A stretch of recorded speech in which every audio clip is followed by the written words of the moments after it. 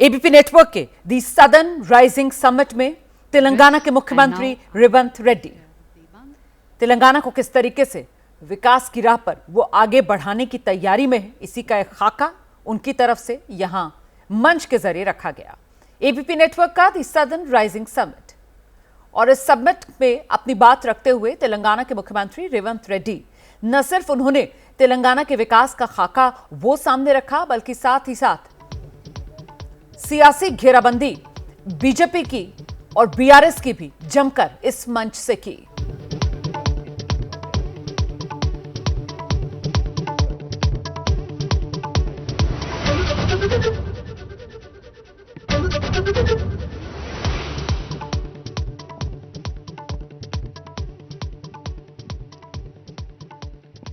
नमस्कार, मैं हूं दिबांग।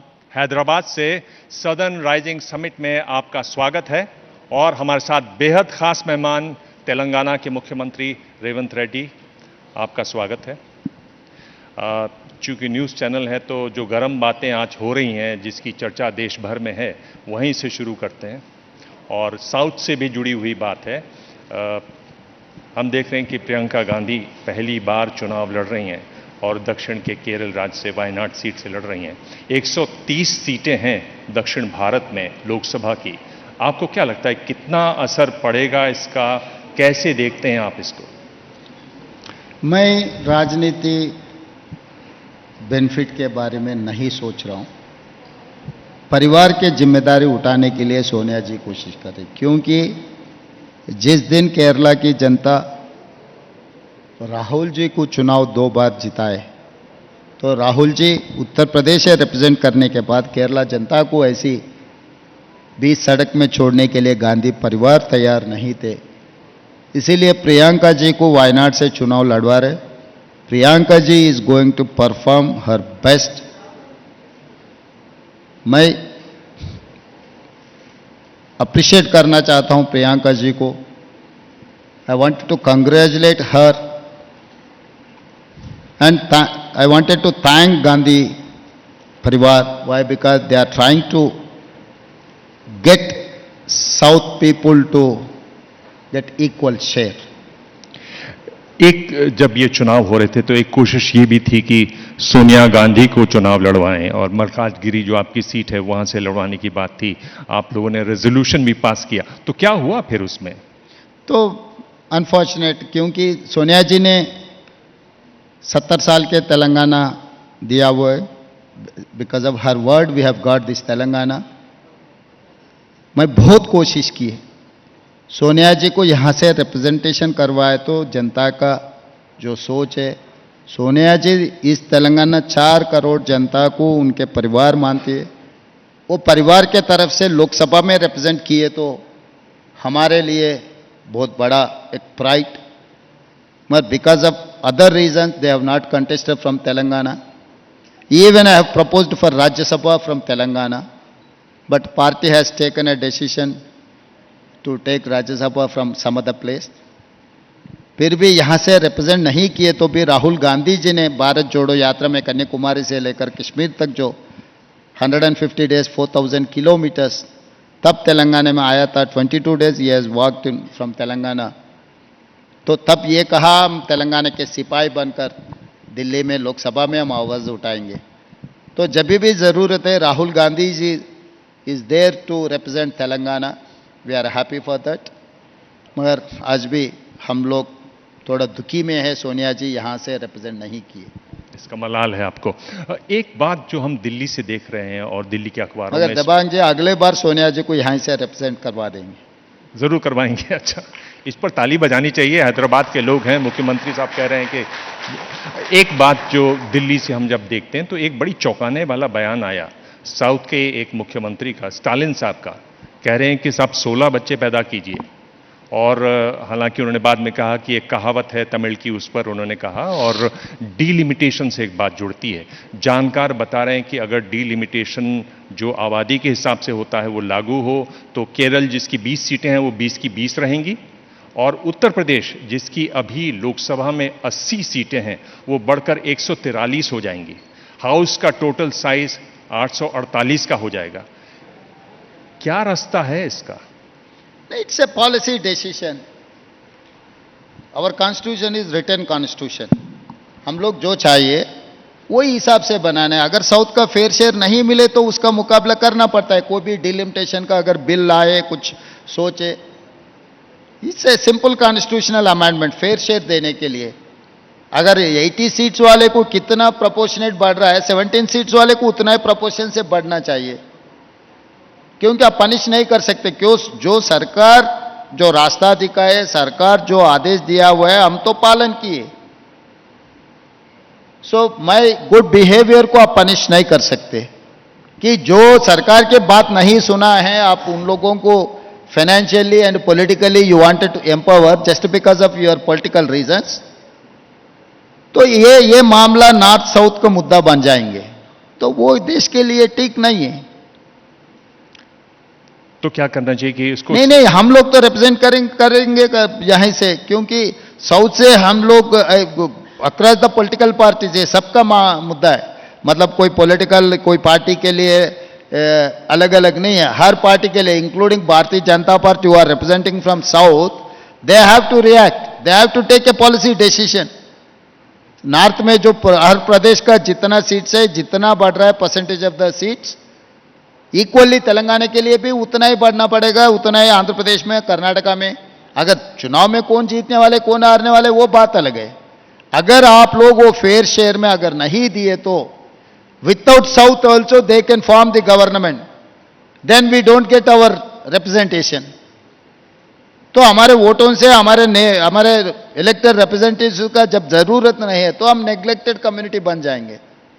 हम लोग राजी होने के लिए तैयार नहीं है. नेग्लेक्टेड कम्युनिटी जैसा खाली स्पेक्टेटर देखते हुए हम प्रेक्षक नहीं बनना चाह रहे, हम हिस्सेदार बनना चाह रहे हैं. हिस्सेदारी के लिए, हमारे हिस्सा के लिए हम जम के लड़ेंगे. एक और मुख्यमंत्री हैं, क्या हो रहा है साउथ में? एक और मुख्यमंत्री हैं आपके बगल के राज्य आंध्र प्रदेश के, चंद्रबाबू. वो भी कह रहे हैं कि साहब बच्चे पैदा कीजिए.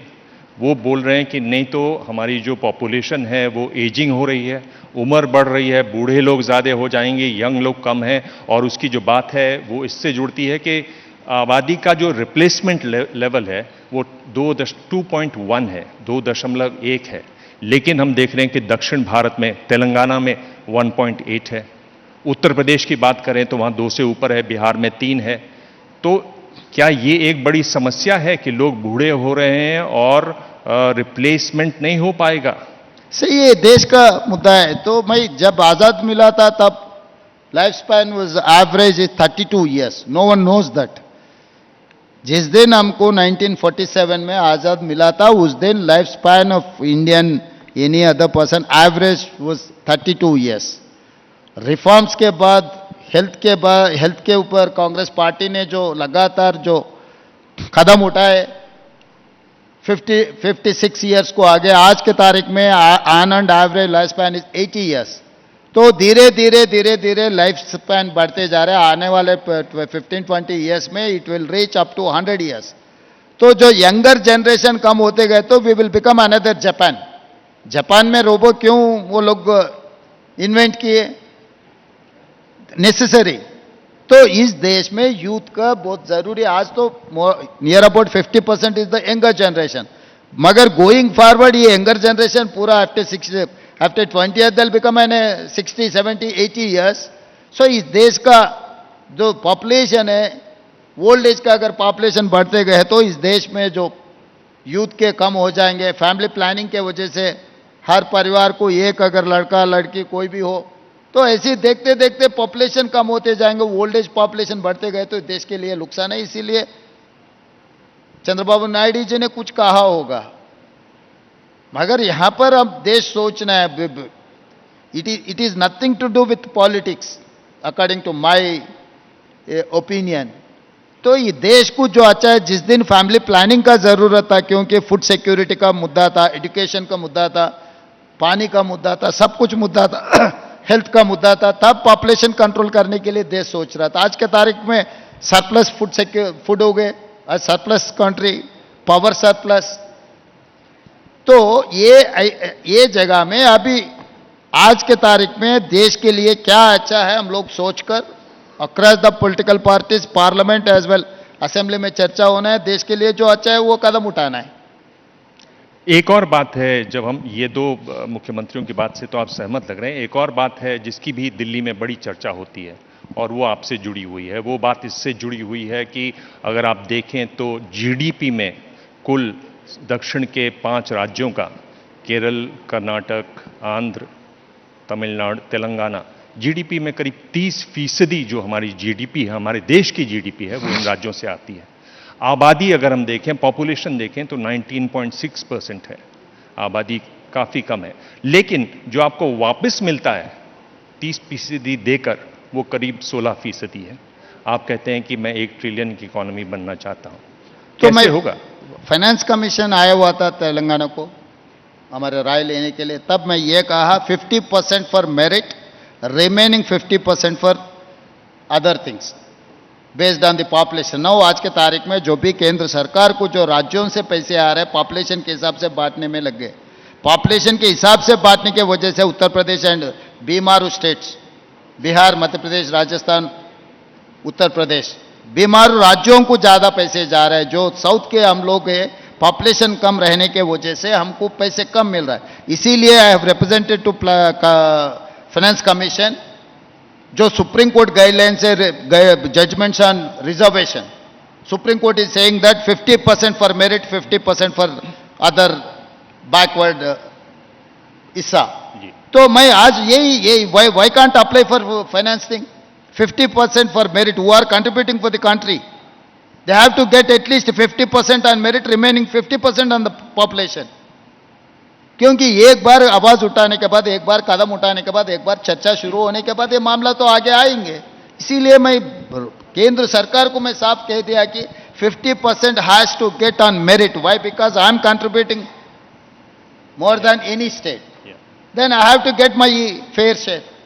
नहीं है तो एक दिन ये मुद्दा बन जाएंगे। तेलंगाना भी ऐसा ही हो गया, आंध्र प्रदेश तेलंगाना के बीच में जो बंटवारा था सही तरीके से नहीं हो रहा था, बहुत बार बोल बोल के थक जाने के बाद हम लोग अलग राज मांगे। तो इस देश में अनरेस्ट किसी को आए तो केंद्र सरकार ने वो अनरेस्ट को अंडरस्टैंड करना, अनरेस्ट को दूर करने के लिए कोशिश करना है। दक्षिण में कई जो राज्य सरकारें हैं वो विपक्षी सरकारें हैं। क्या कुछ मुख्यमंत्रियों की आप कोई ऐसी योजना कि सब लोग मिलकर बैठे हैं, इस पर सोचें, मंथन करें? क्योंकि मुझे मालूम है कि फाइनेंस मिनिस्टर तो केरल में बैठे थे, दक्षिण भारत के सारे। ऐसी कोई योजना है, आप कुछ करना चाहते हैं इस पे? Yes, I have initiated this issue. Siddaramaiah ji से मैं कहा था, वाई? बिकॉज साउथ में वो बड़ा सीनियर नेता है। सिद्धरामैया जी अगर लीड किए तो साउथ के लिए अच्छा होगा, मगर unfortunate he is facing some political vendetta cases, तो नहीं हो पाया। साउथ में तो खाली चंद्रबाबू नायडू जी एनडीए सरकार में शामिल है और बाकी के सब लोग एंटी केंद्र सरकार के जो सरकार है, तो इसीलिए हम लोग सोच रहे हैं आगे अभी हम कदम उठाने का बहुत ज़रूरी है। अगर सिद्धरामैया जी अगर ये कदम उठाए तो ठीक रहेगा, नहीं है तो मैं I will coordinate with every chief minister to conduct a south seminar for our fundamental rights, whatever constitutional obligations are there. लोग ताली बजा रहे हैं, लोग आपकी बात को अप्रूव कर रहे हैं। अब लौटें तेलंगाना पर। 2 साल पहले तो कोई सोचता नहीं था कि आप मुख्यमंत्री बनेंगे। मुझे याद है 3 दिसंबर सुबह 2023 की बात है, सुबह सुबह हम लोग स्टूडियो पहुंचे और मैं सबसे कह रहा था कि भाई अनुमुला नाम का एक आदमी है, वो देखते हैं आज कमाल करेगा कि नहीं करेगा। और आपका पहला नाम अनुमुला ही है, आपने वो कमाल किया और एक तरीके से मेरी बात सही हुई, उसका धन्यवाद है। लेकिन मैं आपसे पूछ रहा हूं कि 3 बड़ी वजह क्या हैं आपको लगता है कि आपकी जीत हुई तेलंगाना में? 3 बड़ी वजह। तो ये जीत मेरा जीत नहीं है। पहला यह जीत है तेलंगाना की जनता की जीत, क्योंकि बहुत उम्मीद से लड़कर शहीद होकर तेलंगाना हासिल किए। बहुत उम्मीद से चंद्रशेखर राव को 1 बार नहीं 2 बार मुख्यमंत्री बनाए, मगर 2 बार मुख्यमंत्री बनने के बाद जो बेरोजगार तेलंगाना आंदोलन में जो लीड पार्ट किया था, किसी तेलंगाना युवता को नौकरी देने के लिए कोशिश नहीं किए। उनके परिवार में बेटा बेटी दामाद उनके रिश्तेदारों को जितने भी है पूरे परिवार को हर 21 years plus who is eligible for nominated post और election He has given everything to his family. He is thinking that Telangana family का मतलब है उनके परिवार. He is thinking that KCR is Telangana, Telangana is KCR.